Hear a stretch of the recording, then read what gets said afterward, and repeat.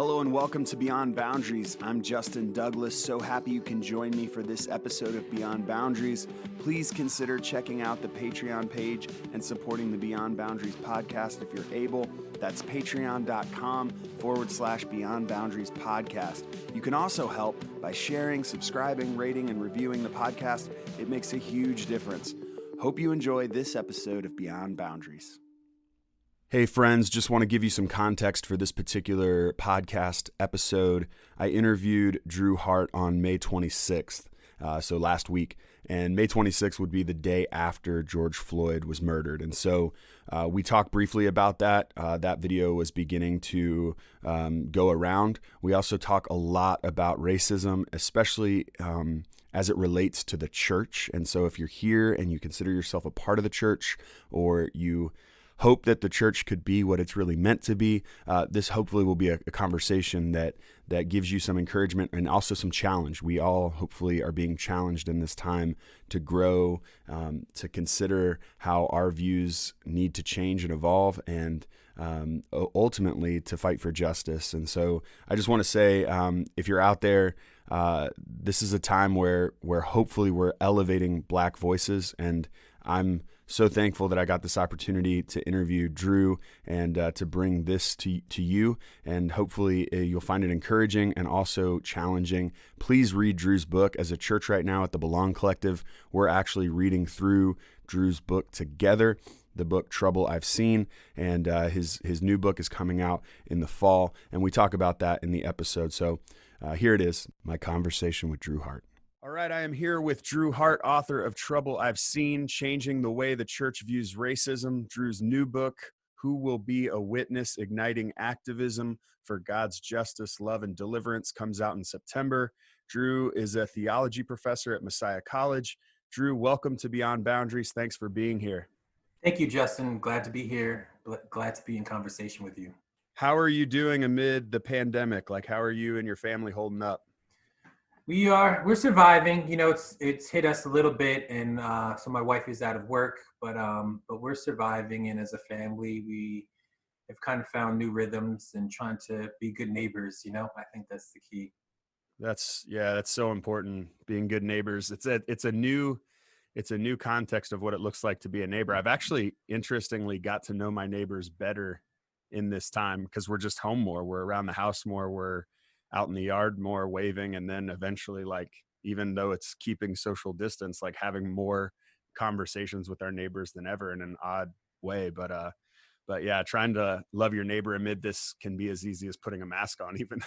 Right. Absolutely. Absolutely.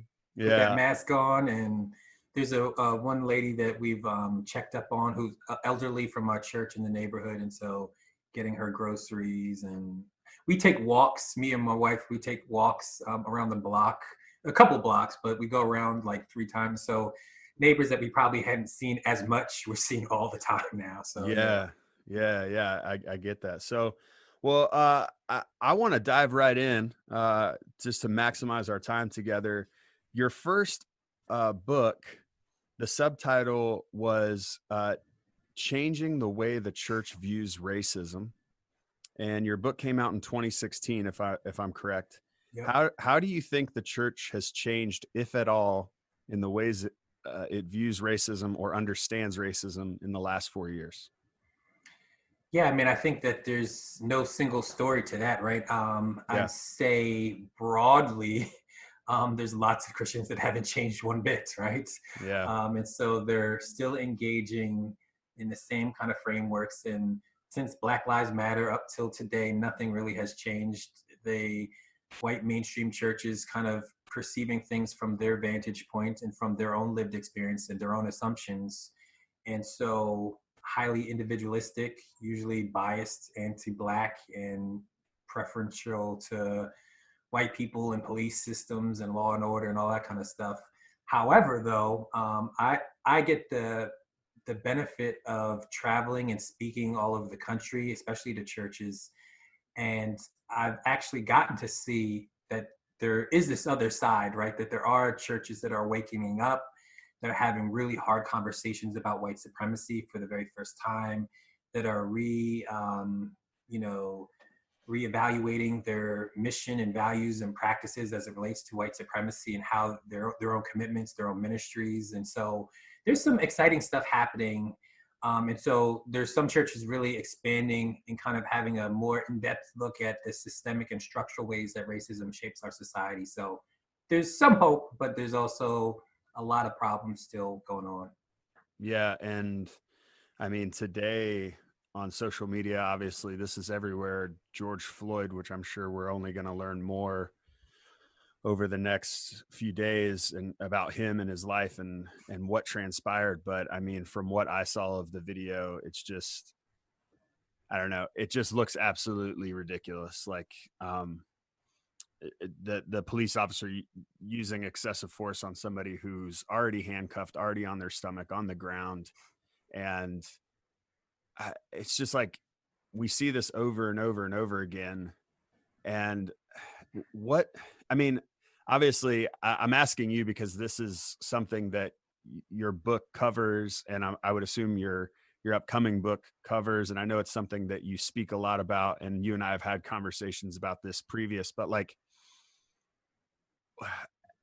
what do we do here? Like, I come to the point of like, this is a racism issue 100%, but it's also a policing issue of, how did this person ever think they had the power to just do that? Like, you know, that now I do 100% wonder if that individual was white, would that happen? And I'm inclined to say it's a lot less likely to happen.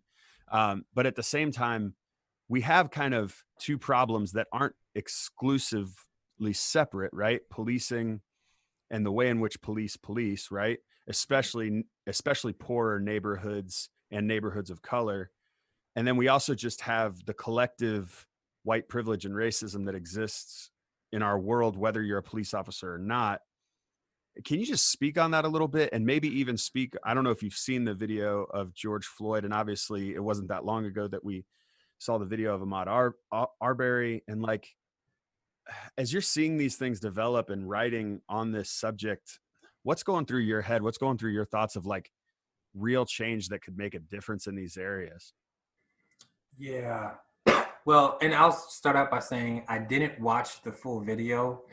I have seen scrolling down little clips. I decided today I wasn't in the right place to be watching another black man die, but I read the description of what happened to him.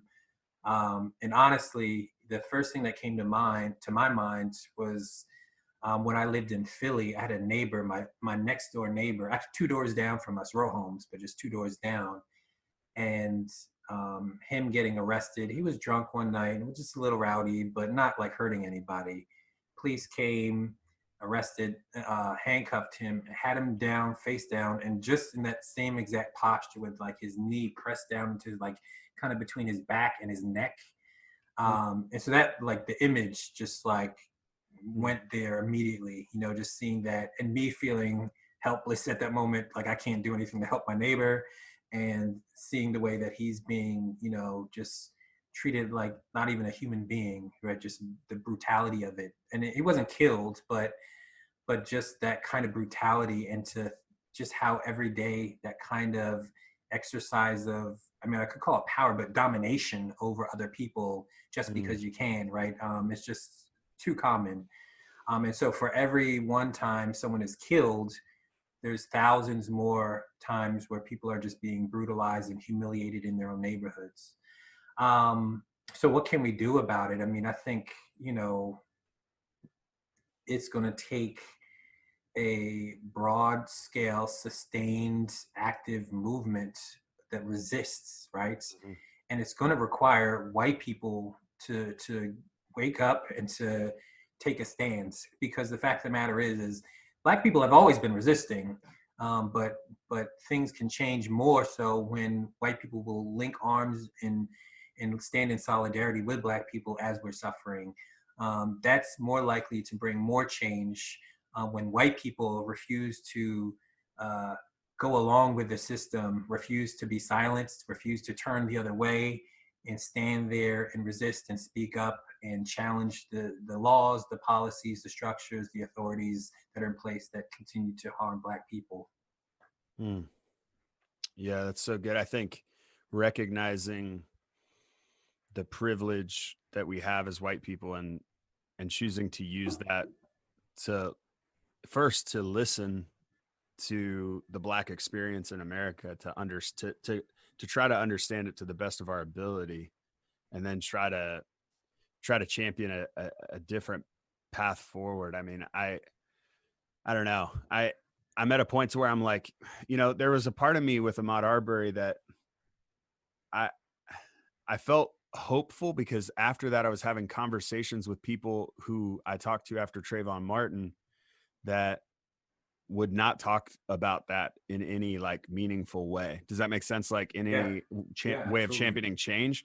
But I also kind of feel bad about that where I'm like, well, how many people have to die before, how many videos do you have to see, or how many stories do you have to hear before you finally get to the, and it's like, I don't want to punish someone for getting to the party late, in a sense, you know what I mean? So for getting to this Right. conversation, for like, I want to meet you where you're at, but I also, you know, it's this tension I have as a pastor, right? Because like, I want to journey with someone who really does not in any way, shape, or form understand the Black experience in America. And that has informed their worldview, just not understanding it. And I want to be gracious, but I'm also like, that's hard. It's just hard work, because they typically have a lot of misinformation, misguidance, and allegiances that are difficult in the process of exposing them to the realities of racism in our world and the outcomes, and how there are people simply because of their skin color that have a very different experience than you. That alone can be a hard thing to convince some people of. I grew up in rural Indiana. I mean, I grew up in a predominantly white, area, and for me, that largely shaped my worldview until I lived in Boston, and I lived in a community that was 97% Dominican American, African American, and that neighborhood in Boston just shattered so many of my preconceived ideas, thoughts, worldviews that were handed to me by my. And it's like I almost want to take everyone to that moment that I had, you know what I mean, to have those relationships and to do that. But it's like they don't get to have that experience. What are you seeing that how some white people are journeying with their fellow, um, white brothers and sisters to poke and prod and push them toward action and toward even the mental shift that needs to happen, while also championing grace? Because I know that's something you're about too. Like, who are you seeing that's doing that well, and what are they doing that's unique? Yeah, I mean, and I think even how like what do we mean even when we say we're showing grace? I think is an important question to explore, right? Because I Yeah. think for some people, grace can mean engaging them a little bit, but not to the point where that person ever gets uncomfortable because Mm. you don't want tension in the relationship, right? And so some people think that that's expressing grace.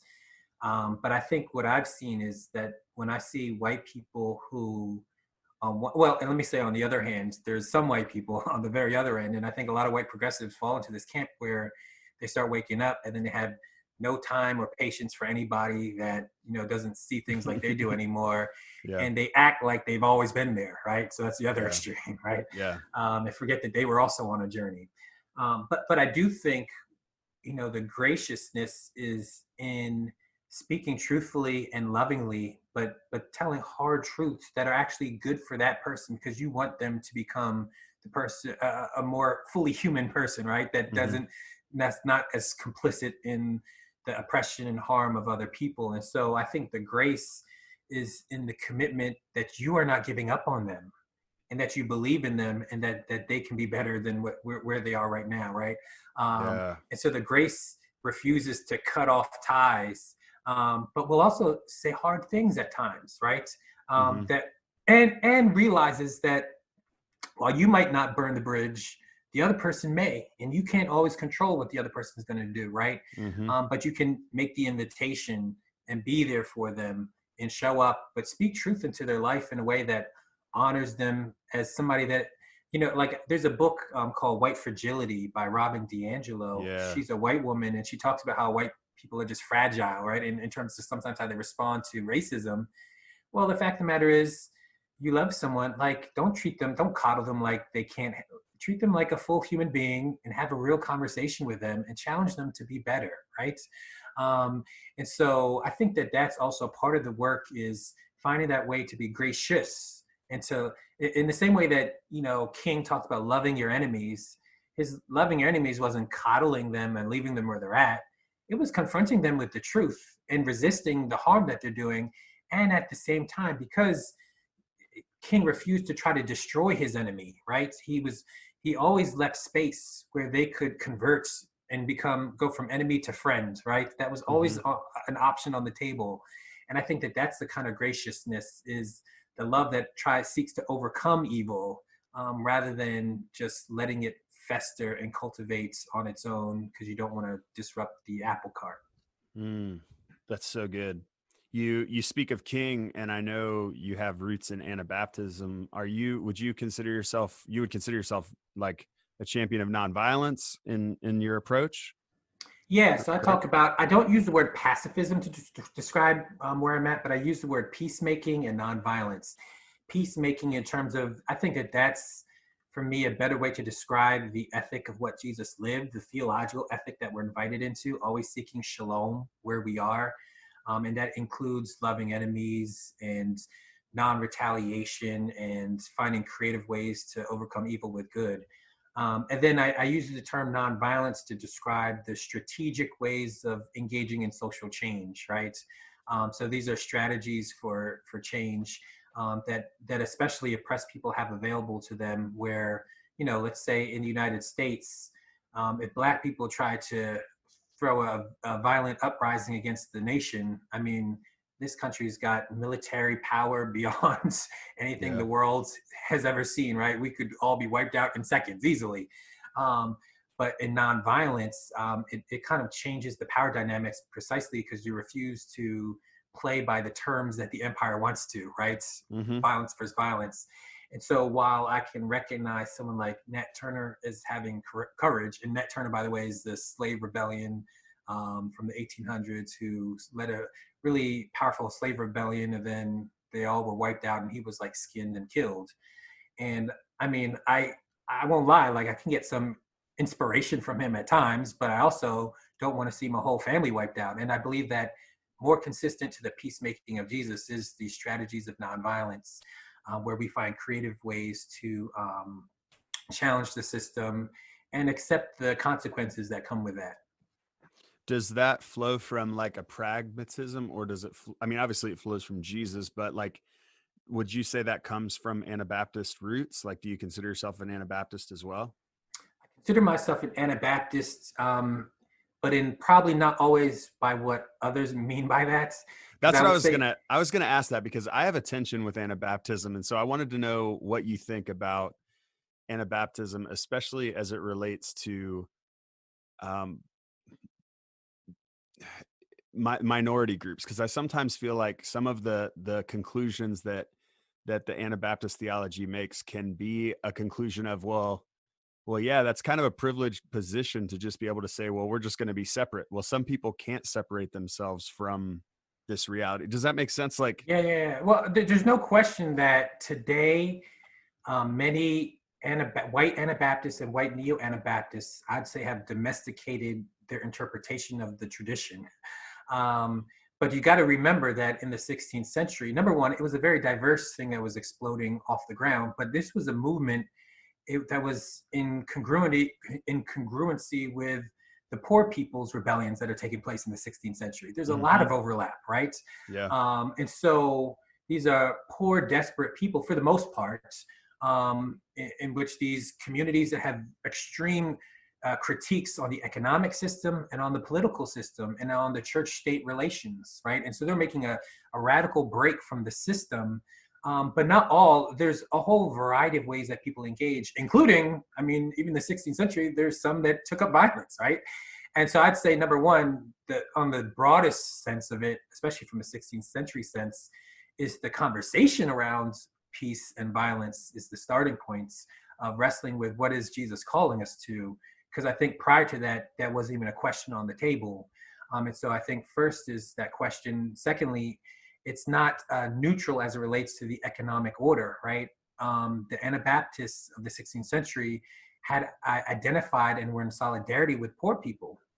And I think that poor and vulnerable people aren't necessarily, white Anabaptists aren't necessarily today always found in solidarity with poor and vulnerable people in society. So that's another way. And then I think that, yeah, the political imagination of Anabaptists today, sometimes I'll hear the language, and it's actually a distortion of the term. They'll use the term third way. We're going to use the third way. But often when I hear them talking about the third way, it's not how it was originally imagined. So third way, when you hear it today, it's like, oh, we're going, it's like, you got Democrats and you got Republicans, and we're not going to be in that. So we're going the third way. And it tends to be like this kind of centrist position. Mm-hmm. But third way didn't mean centrist position. It meant that look at Jesus and how he related to the options of social movements around him in his society. You have Sadducees that are part of the establishment. You have Pharisees that think that their piety will please God and somehow that will change the situation. You have zealots who are violently overthrowing. And Jesus, in some ways, looks very much like the zealots, except he's a non-violent Messiah, right? A non-violent revolutionary. Yeah. And so he's still aligned with the oppressed. There's still a clear articulation from him, right? That the Spirit of the Lord has anointed me to bring good news to the poor, release to the captives, recovery of sight to the blind, to let the oppressed go free, to proclaim the year of the Lord's favor. Jesus then goes out and does that, right? And so there's no question that there's a deep commitment in solidarity with the poor and oppressed, the least, last, and lost of society. And I think that gets, again, domesticated and watered down sometimes, not by all, but by many white Anabaptists and neo-Anabaptists in a way that I think doesn't reflect 16th century Anabaptism and certainly doesn't reflect the way of Jesus. And so I think that Jesus is more radical than that.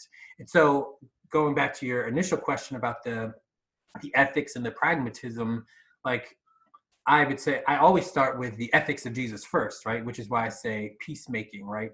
I believe that we're called to be peacemakers, seeking the way of Jesus and seeking shalom in this world, right? The well-being and flourishing of all. And at the same time, as we do that, I'm thinking about what are the strategies that are most conducive to do that work in the midst of being in a what we could call a democratic republic, right? Which is not what Jesus lived in, and it's not even what the 16th century Anabaptists lived in. And so we need some imagination about how to live in this world best. And I think those strategies, you could say it is pragmatic and also faithful, right? It's both of those things. I don't think you have to necessarily choose between the two, but it's trying to find where do those things converge? And I think that that's where nonviolence takes us. Yeah, no, that's so good. And I think exactly what you said is the tension. I sometimes think people use third way language as a way of bolstering up neutrality on a subject matter in which the church should not be neutral. Like, that's right. We should have a side, like not because we're in the business of choosing sides, but we're in the business of championing justice, like in that place. Like when wrong is being done, we need to be a voice in that space. Yeah, and so we can't go halvesies. That's what I always say. Exactly. Like, it doesn't make any sense. It'd be like imagining under Nazi, the Holocaust, and we're saying we want to go halvesies, right? We'll meet halfway in the middle. No, you don't meet halfway in the middle. We always take risks on behalf of being faithful to God, to take a stand, right? I mean, you just have to. And it's not to say that we are perfect either in what we do, but you can't play neutral to these matters that are so important and death-dealing forces at work in people's lives. Yeah, another thing I hear a lot in Anabaptism, and by the way, I just want to make it very clear, I'm not trying to be super hypercritical of Anabaptism. I actually really love Anabaptism. It's kind of what brought me back to the faith when I had kind of a crisis of faith. So there's a lot about Anabaptism I adopt, but kind of the separatism, even from the standpoint of like, we're kingdom people, we're not of the world. Like I've heard a lot of Anabaptists I know be like, I don't vote because I'm not of the world. Like, you know what I mean? And I'm like, but like, that's kind of a privileged position to have, like, Absolutely. because you're maybe not feeling and I'm not saying all people who don't vote don't feel the consequences of the system. Does that make sense? There's some people who Right. certainly don't vote that are suffering the worst of the consequences of the system. But I often find that the people who tell me they don't vote are people who usually the system's working okay for them, and they act as if not voting is their rebellion against empire. And I'm like, actually, maybe voting would be the best rebellion against empire you could have. Like for, or at least in the sense of like, it would be create a more just empire for the most vulnerable. Have you considered that? And so I almost think sometimes that separatist mindset is fine to apply if you're dealing with a government that doesn't give you a vote or a say. But it's like, if Caesar gives you a say, then like take it, right? I mean, I kind of feel like, I don't know. What are your thoughts on that? Because I feel like there's a tension there about supporting a candidate, especially because so many of our candidates we don't 100% agree with. I don't know that there's ever been a candidate I voted for that I'm 100% in agreement with. It's usually you take a little bit of like stuff that you don't agree with and stuff that you do. I'm curious if you sense that there's that in Anabaptism as well, or even in Christianity, maybe in some ways. Like, yeah, I mean, so, and I'll start out by saying I do vote. I'll start there. But I will say, and I actually write about this, and I won't get all into what I write about in my new book, but I get into this as one of the topics. good. And I actually make a case for voting and not voting. Okay. I do both, right? Good. Though my case for not voting is not the same case that what you hear from a lot of white neo-Anabaptists and stuff like that, right? That kind of non-engagements. I don't think that I'm not persuaded that that's actually a strong appeal. Okay. I'm not convinced. But that said, like I do have like a friend. In fact, I'll quote Nikisha Alexis. She's one of the people I quote in my book. She's a Black Mennonite who attends an AME church, who identifies as anarchists, right? Oh my gosh. I need to have her on the podcast. Wow. Yeah, she's awesome. She's awesome. And so she'll make the strong case. Number one, like nobody can tell me there's a few people who can say they're more politically engaged than she is. She's just not politically engaged through the electoral process, but she's on the ground doing the work, right?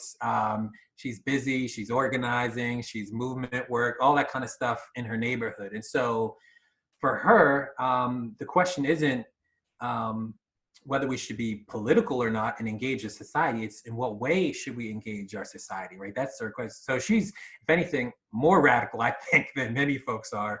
And so she'd even say that, and she actually shows research, and I quote it in the book, about how, in general, people who vote and see that as the primary means through which to make social change actually tend to be less radical, right? Because you're trusting in the system a lot. And so for her, that's one option, one reason why voting can actually domesticate the radicality of your position, because you're trusting in the formal channels and are not as willing then to go outside of the formal channels. Interesting. And so oftentimes more people who have been locked out of the formal channels will take more radical action. So you think about Black people, right? It's interesting, and this is a pushback that I give in my book to my own community, is in the Black community, they'll say, oh, your ancestors, they died for the votes. But that's kind of misrepresenting history. I mean, the fact of the matter is that for 350 years, they didn't have the right to vote. But they weren't sitting on their butts that whole time. They were resisting and organizing and building, and they're doing all kinds of stuff to resist, that helped to create the conditions in which they could actually win the vote. So they actually won the vote by other means than the vote, right? Yeah. And so it's actually a misrepresentation to think that the vote is the primary thing. So for me now, going back to on the other side, I do think that it does make a difference when we vote. In fact, you only have to look at how much gerrymandering is going on in Black communities by white Republicans, and you can see that clearly they don't want us to vote because there's some power behind it, right? There's some impact that it can have. And so there's no question that it can make a difference. now that difference, it may not necessarily, it's not necessarily bringing utopia, right? Yeah. But sometimes little things can have a huge difference in terms of that. I mean, when you're talking about, when Donald Trump got hot, I mean, almost immediately, for the first time, I saw ICE agents all over my neighborhood in Harrisburg, right, in ways I Yeah. had never seen before. And so the impact that had was great because of who became president. So the impact can be significant, and certainly in local politics, that those implications could be even larger. So for me, my imagination then is, how do I not let the tail wag the dog, right? I Mm. think that the church's political imagination is often domesticated because we first and foremost align ourselves with these political parties, and then allow the political parties to give us their platforms, and then we just make those platforms our Christian ethics, right? Yeah. And I think that that's a poor way to be a follower of Jesus. I think we need a more radical imagination. So how do we, on the grounds, in conversation with those who are vulnerable and oppressed in our communities, discern and get feedback really from their stories of what's happening in their own lives, and allow those things to be the starting point for what we're concerned about. We don't need to start with any platform given to us.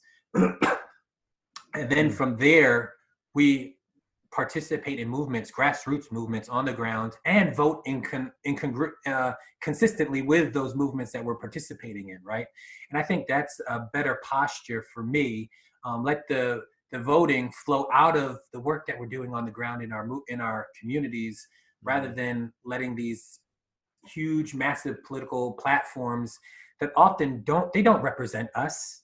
They don't represent anybody. I mean, they represent, big donors and political machines and think tanks and stuff. You know what I mean? Like, Yeah. and so it's not my voice that's being represented by that. And so I think we need a new way of engaging from the bottom up rather than from the top down.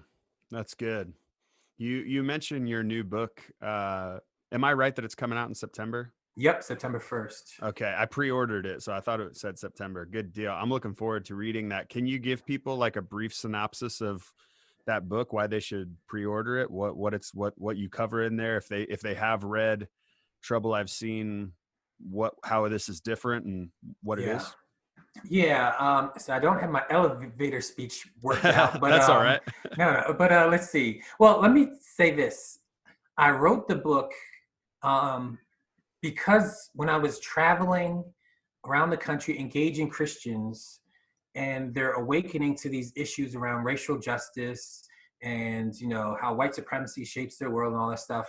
And I'm calling them at the end to these practices, and some of it's like pursuing justice and solidarity with the oppressed and all that.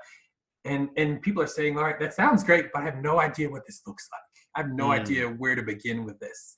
And so that was the spark for why I felt like I needed to write this book. The book, though, it does a range of things. In some ways, it's not one thing. It's multiple things that all kind of work together well. But the goal is ultimately to help the church engage faithfully in justice work and work for social change in their society, right? And so some of it is helping them see a more radical Jesus, the undomesticated, decolonized Jesus, this nonviolent insurrectionist, sometimes I like to call him, right? Yeah. And so kind of liberating Jesus from the entrapments and the captivity that we've had him in for so long. But there's some of that kind of stuff. There's some history. Some of it does get into like history around Christendom and colonialism and white supremacy and the role that the church has played in all of that. Because I think that we haven't grasped the way that has deeply shaped what it means to be a Christian. And some of the reasons why I think so many people are turned off from Christianity is because of the power dynamics and the way that they harm marginalized and oppressed people in our society. And so we have to grapple with the history, the legacy, how colonialism and white supremacy has shaped the church in significant ways. We just haven't grasped fully all that has meant. And so there's some of that and some history around Black prophetic traditions and people who spoke up and resisted. I get into some chapters around the local church itself. And so thinking about how the church can go through change internally, because if we can't be inclusive internally, then how are we going to call the broader society to be something that we're not willing to be, right? And so kind of thinking about our practices and how we engage one another and reimagine what it means to be a church in a more dialogical way, a little more not top down again, but a little more what it means to actually be a community, right? A vulnerable community. And as well, also engaging the idea around how worship relates to justice work. Um, because so many times our worship is this kind of generic God that we're worshiping, and we lose sight of the God that liberated the Israelites out of Egypt, right? This deliverer and this God of justice, and this God that's manifested in the person of Jesus Christ. And so, kind of getting to the question of how does worship and justice relate to one another, and also some of the practices of the church and how that relate to one another. But then towards the end of the book, I really get into social change theory. And so I do get into stuff around nonviolence, into organizing theory, protest movement theory. I get into electoral politics and talk about that, and some other stuff. But a range of stuff just to help the church, very practical ways to think about engaging. And my whole thing is, because for me, like, I've seen in participating in these movements, I've seen how like organizers, they hate protest movement stuff, and they think that they're the only way to do it.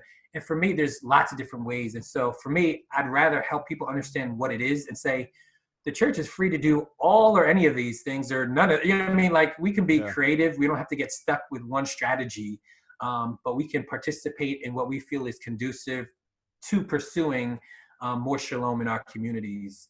And then the very last chapter is called The Politics of Love. And so looking at Dr. King, Howard Thurman, Jonah, some others, and thinking about what it means to actually love, and not to where the church is often caught with what I call the love gap, where there's some people that we don't love. How do we love everybody in a way that is indiscriminate, right? And is perfect love, just like Jesus calls us to, where we don't just love those like us or who are with us, but we love everybody. That's good. Wow, there's a lot in that book then. I'm looking forward to checking that out. It is longer than Trouble. It's almost 300 pages. So it's about 100 pages longer than Trouble I've Seen. So yeah. Okay, good deal. You mentioned in there like protesting and activism, organizing. I know you've done a lot of work, or at least been a part of the Poor People's Campaign. Tell me a little bit about that and why that's something that, I mean, I'm right in that, right? I feel like I've seen you through social media being a part of some different resistance in that regard, correct? I've done some with them. So I would say that's not what I've done the most of, but I actually, so a couple summers ago, I was attending most of the PA stuff because we're in Harrisburg. I was, partnering with that. So I was present for those. And some of what I love about the Poor People's Campaign and partnering with them is, well, number one, they're reviving Dr. King's own Poor People's Campaign, right? So that's it's his vision of bringing poor people together across all racial lines, right? Because we need a radical revolution of values in this country as it relates to our economy and poor people. And so being explicit about that and how it interrelates to things like militarism, ecological devastation, mass incarceration, education, all these things, right? And so that's what this movement is doing. It's bringing all these issues. Sometimes people are fighting in silos when these are interrelated issues that need to be addressed together. And so, so I like that they're doing that, and they have a movement that almost every state in the country has people who are working on the ground in concert with this. And so they've organized organizations, right? So you got folks who've been working on Fight for 15 and, prison reform and all these things collaborating together. And I love to see that happening. And I also love that they take a hybrid approach where they're willing to do stuff that is both organizing kind of methodology, but also movement kind of basis, like kind of merging them together. And so that's kind of my vibe. So that's something that's happening. And I think, that for that to work, it's going to have to be ongoing, sustained, growing movements, right? And so hopefully we'll see more people getting involved with stuff like that. Some of the other stuff though, like locally, like I've done more stuff with like Power Interfaith and Milpa and Okay. some of those movements here locally. What are those? What's Power Interfaith for So people? Power, they started in Philly. So I knew them from back in my Philly days, but then they kind of been expanding out. Their focus has been mostly, as they've been expanding in Central PA, more focused on education funding, public education funding, because basically Pennsylvania has it's just horrible in terms of how the state funds are being distributed. It's extremely racist. So basically, the more the more people of color in a school district, the more they're being underfunded. The whiter a school district, the more they're being overfunded. And I'm not talking about the tax base, because that's the taxes that contribute, which is also a problem. That's about like 60%, right, of a school's income in terms of where the revenue, where they get their funds from. But about 35 to 40% comes from the state, and it's the state itself that's not actually using their fair funding formula. Most of the money's not going through the fair funding formula, and so there's this really extremely racist way in which it's being distributed, which is based on old patterns that nobody wants to challenge. And basically, it's going to take white communities, especially white suburban communities that are being overfunded, to be willing to basically say we're willing to have less so that the actual amount that we should be getting will get, and we have a more equitable distribution of funds, right? And so that's one of the things that I've worked with them on. Milpa, on the other hand, works with undocumented immigrants. And so they've been, just journeying for a very long time. They've just been journeying with them and trying to create some policy change. I know right now they're doing stuff around driver's licenses, trying to have access for people who are undocumented to have driver's licenses, as well as even exploring sanctuary city stuff for Harrisburg as well. Probably not under that name, just because it's so... it's polarized. It's a polarized term, so they'll probably use a different term. But anyway, so I've gotten to do a little bit with them. I definitely want to support them, and so I try to often connect church leaders with Milpa and the work that they're doing here in our city. That's awesome. That's awesome. Do you do anything with heeding God's call to end gun violence? So I haven't, I have been invited to like give a prayer. I actually had a conflict and wasn't able to do it. When I first lived in Harrisburg, initially I had been to some of the vigils. I haven't really been as involved, coming back. So I won't say anything bad, because they're connected to, there's a lot of folks connected to my own church who are involved in that stuff. And it's important work to highlight the gun violence that certainly disproportionately impacts Black people in our city. I wish that they did more preventative stuff, and not just the vigils after the fact. And so I know, like in Philly, the chapter in Philly, sometimes like they like protested and shut down gun shops that were doing straw purchases and things like that. And so, I had friends who were involved in some of that. I was with Shane Claiborne in 2 or 3 years ago, and we protested outside of Toomey's office and like shut down that building pretty much. Like no one could get in or out. Right. Got us arrested, of course, but that was the whole point. Like that's the whole point. Bring awareness to this, not wait for an assault rifle to make its way into another school, but maybe bring and I think a lot of people are like, what good was that? I've had conversations with friends that are like, what good was that? Well, I'm like, well, at least it started a conversation. I'm willing to put myself out there and have that, if it means we can actually have some type of conversation or bring awareness to it. I think it's about using your privilege and your platform to at least hopefully start a dialogue, because sometimes it does take those like images of what you got, like that like shock for a second of like, when my friends found out I got arrested, it was like, are you okay? I was getting phone calls and texts and stuff. I'm like, I'm fine. It wasn't like a violent arrest or anything. It was like it was weird actually, because most of the police officers were like, we actually agree with what you're saying. Like, Right. because for many of them, they don't have assault weapons, and they Right. know other people do, so for Right. them, they're kind of for, an assault weapon ban, many that we at least were talking to that day. And so it wasn't like a violent thing. And it was a great ability to kind of like spark a conversation with a lot of people that I would never talk about that with, you know what I mean? And I Right. think that's the purpose, I think, of activism, is to draw attention to draw minds and hearts, and hopefully connect people to listen in a new way. Cause sometimes it takes that like abrupt, like, whoa, that's a weird image. Everything got shut down, or, oh man, I'm inconvenienced today. Why am I being inconvenienced? Because someone's trying to bring attention to this over here. And that can be something that just makes you frustrated, but it also can be something that shakes you, gets your attention, and makes you look at it in maybe a different way, or draws attention to something that you would never otherwise even see. I don't know. Yeah. Yeah, absolutely. And I think, there's no, like I often say, like, when we engage in nonviolent, actions, like there's never any guarantee that any one single event is going to, like, I mean, every now and then there's like this big spark, right? Mm-hmm. But the sustained work, especially in times where people are more apathetic, is that sustained work that keeps it alive and keeps conversations going, Yeah. where otherwise people would just be ignoring it altogether. And then sometimes, people talk about the whirlwind, right? Sometimes you engage in a particular action, and it didn't even have to be anything particularly grand, and for whatever reason it strikes in a different way for society, right? And next thing you know, there's change happening.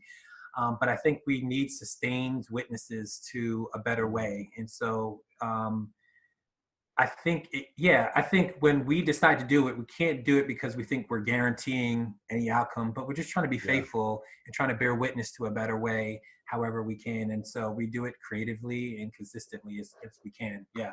I like that word, bearing witness, and being a witness to Yeah. something, because Yeah. I think that, to me, that describes how I want to use my privilege, right? I don't want to use my privilege to be like, I've got all the answers. Like, I think a lot of uh, white people will run to problems of race when they first wake up to it, maybe, and come to it with a ton of solutions. And it's like, you haven't like there's a lot to absorb here, before you start throwing out solutions. And then there's the reality that it's like a lot of your solutions aren't taking into account a lot of things you just haven't seen, you know what I mean, or come Yeah. to know. Right. But even just bearing witness, and like when Ahmaud Arbery, when that happened, it was like, we are talking about this on Sunday morning. I'm going to bear witness to this as a pastor. Yeah. Like I feel an obligation to do that as a pastor, but also as a white man. Like, not to come to it with, I have all the answers, but to say, we have to place our attention here. This has to be something we don't look away from. Like, and that's where I think, I don't know. And I don't know what you would have to say to people who are listening that maybe, are coming from that position of privilege. Like, how can we be good, witnesses, or how can we bear witness well, especially if we have privilege to do so? Like, what are some things that you think, some just practical things? Yeah. And I like the word practical, because I was gonna start with practices, right? What kind of Yeah. practices can help us bear witness, right? And so I think, um, so often, as you already described, like white people, they come in and there's almost like, the savior complex gets going and people want to start solving problems. And I think really, one of the most important practices is learning how to follow, right? Like Mm, sometimes some folks need to learn how to, like, when you're socialized to think that you're always supposed to lead, to be the leader, sometimes it's precisely then that you need to learn how to follow. And I mm, think that there's something meaningful about the hierarchy getting flipped, where the first are last and the last are first, and where people don't just follow because they're told they're supposed to, but because they actually believe that there's something that they're going to gain and be and grow from in that process, right? That they mm, themselves need transformation, that they need healing and liberation in themselves, not just the people who are oppressed, right? And so Yeah. when we can actually grasp that we all need something out of this. Yeah, Black and brown people might need liberation from white supremacy, but white people also need liberation from white supremacy, right? Yeah.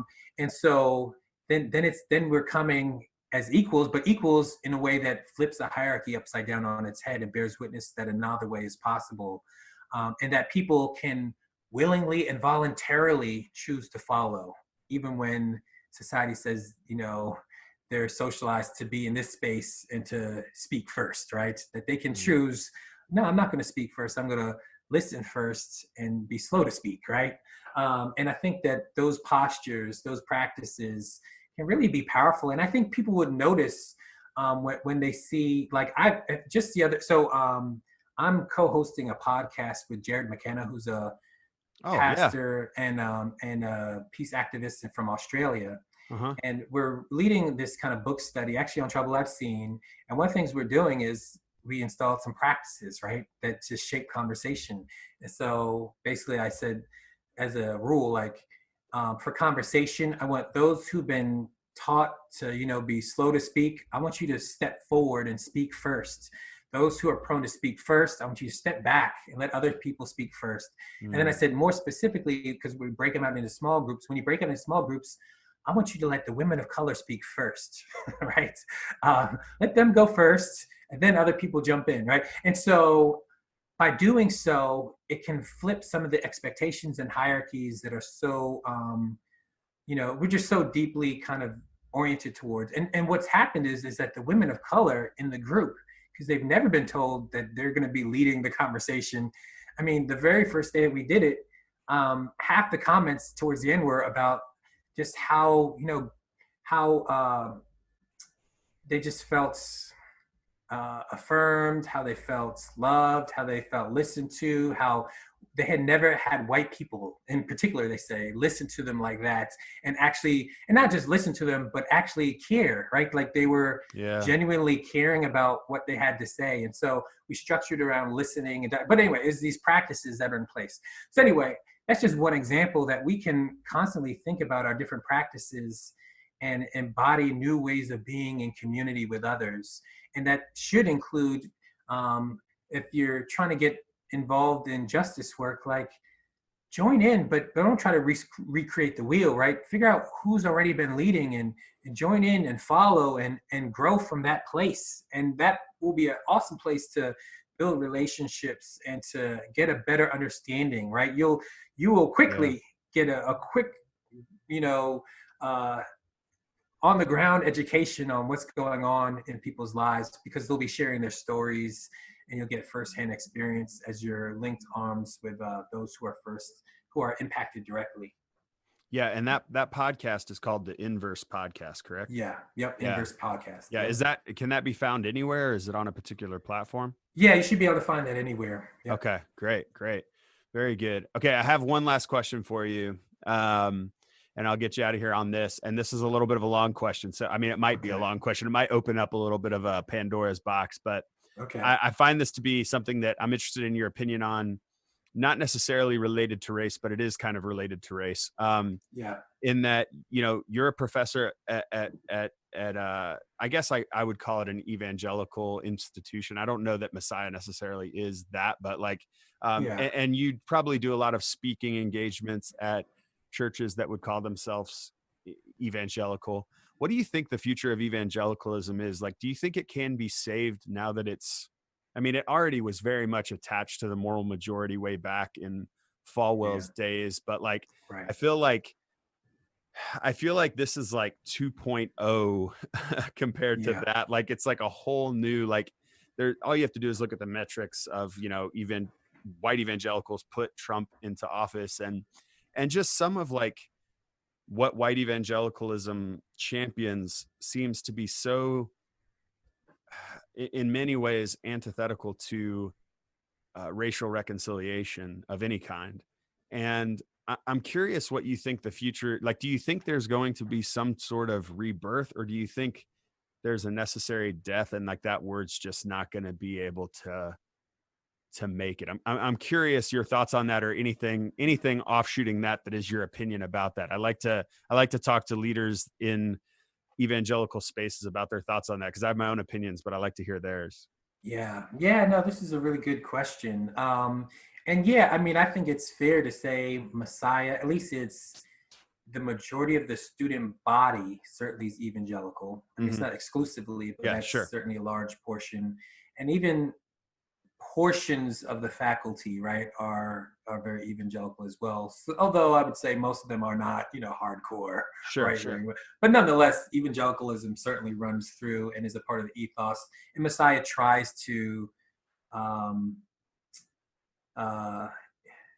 make space for, right? Because that's just a big portion of the student body. And so I think they depend on evangelicals. So to be clear, I'm not saying all evangelicals support Trump, or all evangelicals fall I'm into not that. even And pushing it back you're not against saying you. that either. Yeah, you're not saying that either. I guess I just want to make that clear to anybody listening who maybe doesn't understand the dynamics of evangelicalism, because I do think there's people practicing the tenets of evangelicalism that are doing it in a healthy way, is what I guess I'm saying. I just don't think those people are currently rising to the top, and that terminology, and they're the exception to the rule. And that terminology may actually be unhelpful, because it lumps them in with a group of people that are predominantly not championing those particular values. So there's no question that the evangelicals that seem to have a moral imagination are the exception to the rule. There's no question, right? I mean, 81% of evangelicals supported Donald Trump.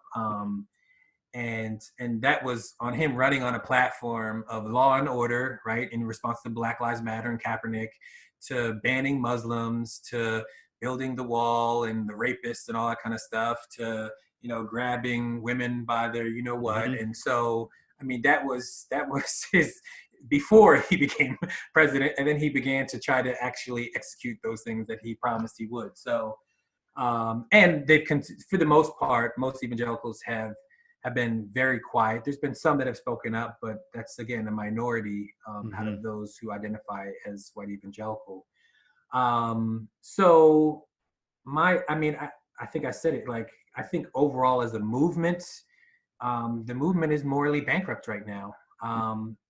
I think there was way of putting it. That's a good way of putting it. There was a time when, evangelicals prior to, like, during slavery, like, they had a social imagination in terms of social problems in slavery, things like that, not that everyone was for, but there was this kind of social imagination that they had to engage the society in that kind of way. And that's been since, Civil War, probably, I don't know.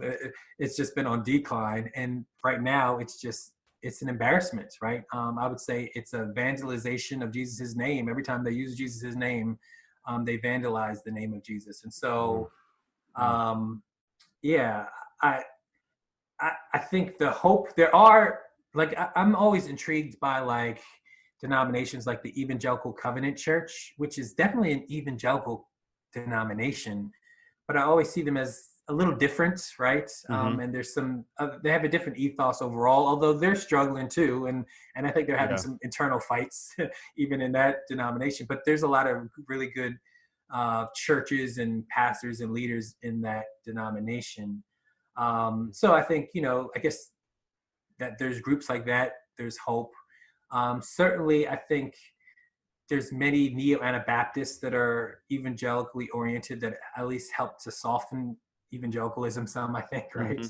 And I would say that there are many Black and brown churches that don't use the language evangelicalism, and especially won't right now, because they see it as a racist movement. But nonetheless, I'd say some that share evangelical values around, I mean, they'll use language like, we're a Bible believing church, right? And things like that. But I mean, they're evangelicals, right? And so all of those things, I guess, could potentially bring hope if there was actual engagement from white evangelicals with them. I would also mention that globally, evangelicalism means something very different, right? And so, so you think about, like, in fact, so most globally, in fact, I've heard folks say, like, you're killing us, right? You American evangelicals are killing us with this stuff, because people are now starting, because America is such on the stage globally. People associate them with the things that are going on here in the United States. So, but I think if white evangelicals would ever dare to actually be in conversation, in a mutual dialogical conversation with any of those groups, I guess there would be hope there. But I don't see hope in the movement itself, right? Yeah. And so I haven't, yeah, I'm not that but hopeful for it. I feel like part of your work is probably, I would guess, speaking to people who consider themselves part of that belief system structure. Like I'm sure there's multiple kids that you're talking to at Messiah and beyond when you speak that are part of that, as you called it, morally bankrupt tradition.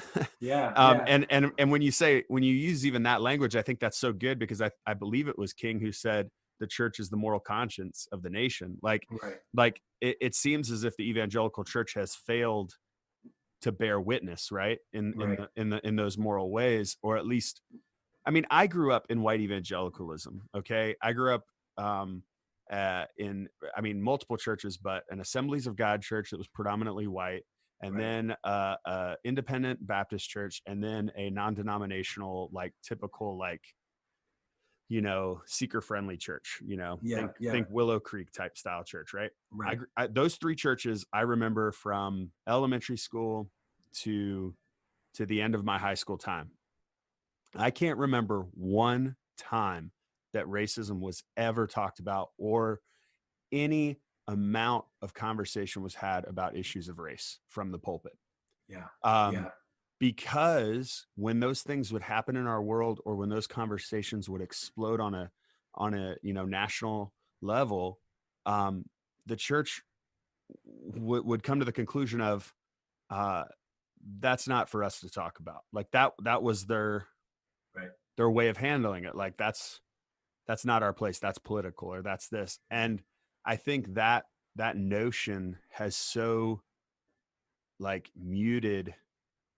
It's made them morally bankrupt, because they do speak on other things. Right. That so are they're talking about abortion and sexuality all day, right? Yeah, but they don't want to talk about poverty or racism, Yeah, or anything else. Exactly. That's the exact thing I'm saying. I could tell you multiple times I heard sermons on those topics. And that's where I guess I'm saying, like, there came a point to where I saw the hypocrisy. Right. And that's where I do sometimes wonder. It seems like I sense, like, because I try to describe to people, like, yeah, everything about our church in a lot of ways, we are evangelical in a lot of ways, like, but we're also not, like, we're not in certain senses. I don't know how to explain that, but I mean, it's hard, because I want to hold out hope that something can be redeemed. You know what I mean? That something we can do better. But I also wonder, as I think of millennials and Gen Z and their perception of the term evangelical, whether or not it's even redeemable in their psyche. You know what I mean? Like, because it's attached to so much negative. I don't know. Yeah. I mean, I'm not sure. I mean, I know there's some who have, and I admire, there's some Christians who have leaned into the word, because they're like, no, we're going to fight over this. Right. And hey, good for you. That's not going to be my fight, but I respect that you're willing to, and trying to at least keep the conversation going. Right. I think that is cool. So I don't hate on anybody that I'm not convinced that anybody, I guess you got to, like, a conversation takes two people. And so if people don't want to talk to you, you can do it all you want. I'm not actually seeing them actually. I think there's certain contexts, like, again, like colleges are a great context to engage people in actual conversation. Yeah. Now, for me, like, what I love to do is then introduce them to what I call traditions that are adjacent to evangelicalism, right? And that's where, so I teach Anabaptism, and I teach African American theology, and particularly Black theology in those courses. And so I feel like there's something adjacent to evangelicalism about those two traditions, that it's not going from, that to, like, Eastern Orthodox or Catholic. Like, it's not like just complete different traditions and stuff. but at the same time, it does orient them, and its very frameworks and structures start from a different standpoint, right? Where most of the Christians that come into the classroom for me, their starting point is whether someone said the prayer or not. It's not about if they're actually following Jesus, right? And so I feel like the praxis is not assumed in their model. There doesn't have to be any praxis for you to consider yourself a Christian, and I think that's the one of the reasons why it's so bankrupt in the tradition, alongside of the fact that I think that Jesus has just been so domesticated and distorted and watered down that the Jesus that they talk about is not the Jesus we find in Matthew, Mark, Luke, and John, right? And so, so how do I reintroduce people to Jesus? In fact, one of my colleagues, he said to me when I first came, he said, Drew, welcome to the mission field, right? He's talking about me engaging these evangelicals, saying, like, this is the mission field, right? As they think they're coming here to get ready to go out to the mission. No, because the church has been so compromised, and the church has got in bed with power and has been oppressive and has been one of the most harmful forces at work in our society in the last several hundred years, right? Nothing has been more destructive than those who claim to be Christian. That's why I think Frederick Douglass, who said, there's true Christianity and there's the religion of this land, right? And there's nothing farther apart than the two. And he says, I love the peaceable, loving Christ, but I hate the slave-holding, woman-whipping, cradle-robbing Jesus of this land, right? And so he understands deeply that there's something deeply distorted about the Jesus that's being claimed that allows and permits oppression and violence to happen every day, so that someone can, well, as James Cone says it, right, you can lynch somebody on Saturday night and then sing Old Rugged Cross on Sunday morning, right? How does that live together, right? And so I think that that's why there's something so bankrupt about the tradition, is they've lost hold of a Jesus outside of just adoring this abstract Jesus that has no bearing for the kind of ethical life that they're going to live in the world. I like how you make that. I sometimes wonder if we have an evangelical problem or if we just have an American problem. Like, and I mean that from the standpoint of, like, I love how you connected that from Frederick Douglass, and I even think of, Martin Luther King Jr.'s like letter from a Birmingham jail. Like, he's calling out white pastors, like, what I mean? Like he's saying, like, I thought you guys would be the first ones to support us. I thought you guys would be the first ones to champion this, and we've received some of the worst opposition from you guys, you who like claim Jesus. He's talking about the white moderate church. Yes, the white moderate church, exactly. Right. So, like, I mean, and typically that's happening even from just a position of neutrality, right? But like, it can also happen from a position of like being outright against on the other side of. And I think it's hard to disconnect our Westernness from evangelicalism too. Like you said, there's a global evangelical movement, and then there's a Christian or an American Christian evangelicalism that's different and separate because of our context. Then that's a whole mission field that you're on. So good luck to you. And one more, just so we don't let too many Christians off the hook, right? Yeah. To remember that the majority of white mainline Christians also voted for Trump. It wasn't 80%. I think it was like 50 something, whatever. But really, it was I still didn't know that. Majority, of white mainline Christians voted for Trump. And so, if you go back to civil rights time, for example, evangelicals, for the most part, and the kind of more fundamentalist side of it, I mean, they actually weren't involved in politics. They were laying low. It was mainline Christians who were at the forefront. And so there's a bigger problem.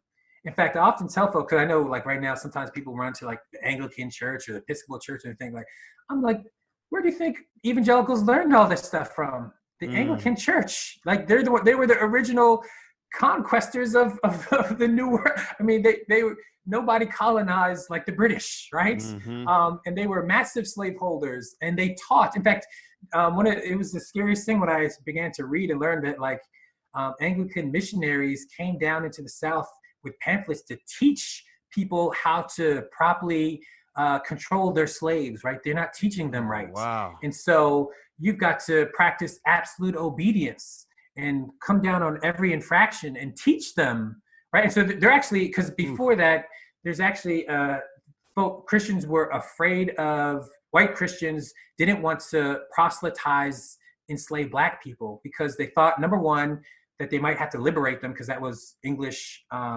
like custom. And secondly, they believed that it would make them more uppity and hard to deal with, right? More troublesome. And so then these Anglican missionaries come down with pamphlets saying, oh, no, you're not doing it right. Teach them. And that's where the whole, slaves obey your masters and all this stuff, right? And so these things go together, right? These things go together hand in hand. And now you need to make sure that they live into their calling that Jesus has invited them into, to be subservient as slaves, right? And so, so there's a bigger problem that we could talk about in terms of Western Christianity, that most of Western Christianity, and that's why I love Anabaptists, you could say mostly break from this, we're deeply complicit in colonialism and slavery. Right? There's few Christian traditions in the West that weren't complicit in that. And some of the ones that people are now running to as if their hands are clean started the whole thing. And so I think that sometimes some of the mainline Christians, white mainline Christians, are too quick to criticize evangelicals when they've got many more skeletons that go centuries back even further, that they're not owning, that they're complicit in as well. And so I think it's messier, right, for a lot of traditional Christians that I think they want to often acknowledge. Yeah, no, I think that's really important because I think it broadens it to say this isn't just simply an evangelical problem. This is a problem of a nation with roots. Like, look, the roots are going to produce the fruit that they produce, and you can't ignore that where we are today, even experiencing the reality of George Floyd and Ahmaud Arbery and all these others, like this is coming from our roots that we have not properly repented from and sought to reconcile, or even sought to educate and understand. So many people I talk to don't even know like a brief history, like of what it means to be Black in America from the beginning of America to now. Like they don't know that experience because first of all, it's not taught in schools very well, if at all. But even beyond not being taught in schools, like even when you're approached with that information as a white person, I'll be honest, it's difficult to know how to respond. The white fragility is real. I don't want to be responsible for this thing that happened 200 years ago. That's not me. I didn't do that. That's easy enough to just say that and walk away. That's not me. I didn't do it. So I'm walking away. But the truth is like everything that you're experiencing, the entire structure of our world is built on what happened back there. Like, and if it wasn't for what happened back there, you probably wouldn't have some of the economic advances you have. Not probably, you wouldn't have some of the economic advances you have. You wouldn't have some of the privilege you have. You wouldn't have. So like, you have to acknowledge that happened. And so many people immediately just don't want to acknowledge it. And I think that's where the church, in my mind, should be the first people to say, look, for healing to happen, we gotta own this. Like we gotta own this, and we gotta do what we can to repair it and to reconcile it, to heal. That's the Christ way, is to say what is it going to look like to heal this. And I don't know that I don't have many answers on how that happens, but even just that posture alone, if the church would come to this conversation with that posture, it would change the whole conversation. But I don't think I don't know. I hope that because now cell phone cameras exist, that we will have to bear witness to it more than we have in the past. But it's unfortunate that it's taken that for us to bear witness more so than we have in the past. Yeah, and unfortunately, is what we see is that some people even their eyes lie to them, right? Oh So yeah. there's some folks that it doesn't matter. I don't think, I mean, there's some folks that clearly some videos will help, but others that doesn't matter. Yeah. And honestly, until we can get to the point where you don't need a video, right? Yeah. Because the factor is that most of the stuff still doesn't get captured on video. And Yep. so what do we do in those moments? And if we're still going to then automatically revert to don't trust Black people's lived experiences and what they're saying and how they tell their own story, then we're back to square one again most of the time, and we're just making exceptions to it, right? So yeah, it's tough. But you know, I think that there was a time when slavery seemed like it could never end, right? Yeah. And but you had people who persisted and who struggled in solidarity, and that included white people involved in that work too.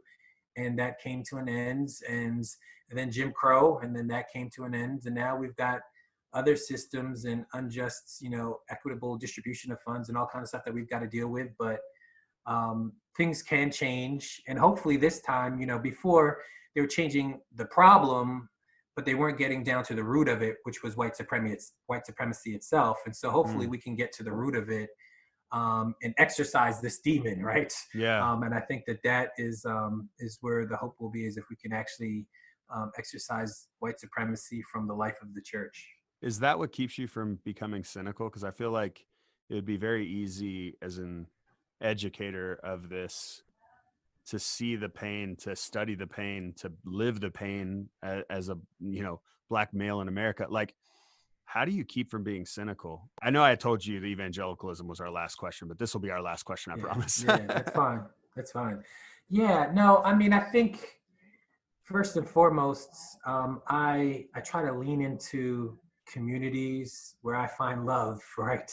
And what I mean by that is, like, I know, like, there's been times in my life, like when I coming out of college, where I was just drained, and it just kind of beat me up, and I feel like I needed to at that time get immersed in, honestly, Black community, because that was the place where my humanity would be affirmed, my gifting would be affirmed, and where I know I could both give, receive, and share love, right? And I could find healing in that. And so from that point forward, I've known that I've always needed that needs to be a part of my life. That I can't be a lone ranger out here trying to take on white supremacy all by myself. You know, I need a community that's gonna keep me sane, and affirm me and all that. And so that's always on my mind. But I do, you know, strangely, you know, I have this hope, that you know, what we see, that what is right now is not the last word, right? And so leaning into the hope that Jesus gives us, that another world is possible, another world is coming. And so how do we embody that right now, and press towards it, right? Embody that hope for others. And so for me, that's part of my work, is to be the hope for others, a visible manifestation of that hope, and also receive that and hold on to it, right? And so hope can be many things in some ways. And in the moment that I feel like I fall into despair, I feel like, I don't know, I don't think I would struggle anymore, right? And then and it's precisely that there's been, at least in terms of Black folk, I mean, from the moment Black folk were grabbed from Africa, from the shores of Africa, people were resisting, right? You know, there's stories of all the resistance over the months journey of the, you know, journey over the Atlantic, and struggle in the fields, and running away, and abolitionists, and breaking, you know, the instruments that they had to work with for the field, and setting fields on fire, all kinds of stuff, right? People were resisting from the moment, from the very beginning. And so it's been a long fight, but, you know, I imagine that my great, great, great, great ancestors probably couldn't have fathomed that, you know, that my way of life was even possible, right? And so I want to press that much forward for my great, great, great, great grandchildren, if I might have them. So, yeah.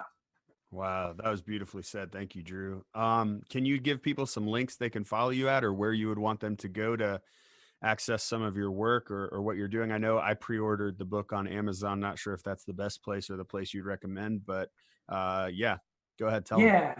Yeah, so again, 2 books I got: Trouble I've Seen, Changing the Way the Church Views Racism, which came out in 2016. That can be found anywhere books are sold. It's available on Amazon. You can also get it directly from Herald Press, which is my publisher. Same thing with Who Will Be a Witness, Igniting Activism for God's Justice, Love, and Deliverance. And that can be bought anywhere where books are sold, including Amazon and Herald Press. You can, again, find me in terms of dialoguing with Jarrod McKenna on the Inverse podcast. That should be found anywhere. You can find me on Twitter and Instagram at Drew Hart, DRUHART. Also got a Facebook page. And I do have a page. I'm slowly fixing it up. It's been a little old, but drewgihearts.com is my personal website, and you can find more information about me there as well. And if anybody's interested in coming, if you got young folks who want to find a different Jesus, but are looking for education, I will say this: our biblical and religious studies department is amazing. It's not a conservative evangelical, it's a pretty progressive, diverse. Sometimes we're the troublemakers on campus, which is a good thing. I think that's the reputation that we have. I think that it's faithfulness to Jesus that we get ourselves into trouble every now and then on campus.